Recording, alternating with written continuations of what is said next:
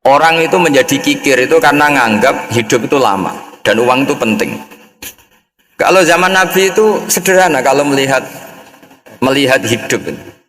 Pernah suatu saat Nabi itu punya jatah makan karena Nabi itu hidupnya juga pas-pasan.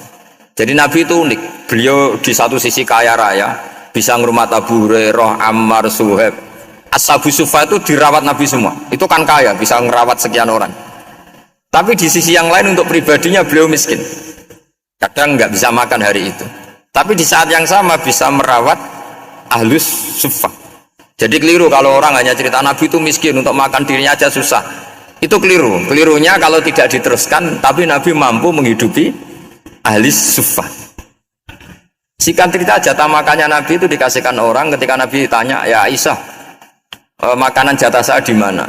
Oh ya Rasulullah, tadi ada orang minta tak kasihkan, maka makanan itu habis. Apa kata Nabi? Kamu salah Aisyah.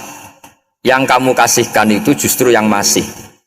Ya, yang kamu kasihkan itu justru yang masih. Sehingga Nabi menganggap, makanya Nabi terus ngendikan. Ya kalau mukhatabnya lelaki ya kira-kira begini. Wahal laka min malika illa ma akalta fa'afnaita walabista fa'ablaita. Terus hanya watasaddaqta fa'abqaita kata Nabi.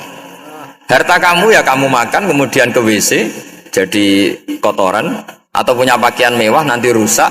Watasaddaqta fa'abqaita. Ada yang kamu sedekahkan yaitu yang abadi sampai akhir. Sehingga banyak pengusaha yang mencintai saya setelah tak ajari hadis itu, misalnya punya uang 1 miliar karena dia spekulan atau pedagang rawan bangkrut, disedekahkan ke masjid 50 juta, yaitu yang abadi. Jadi kalau suatu saat bangkrut, dia masih punya uang 50 juta di akhirat. Jadi Nabi itu mengajari sedekah itu apa? Ya sedekah itu pengabadian uang. Kalau kita kan enggak, bilang sedekah itu nguras uang.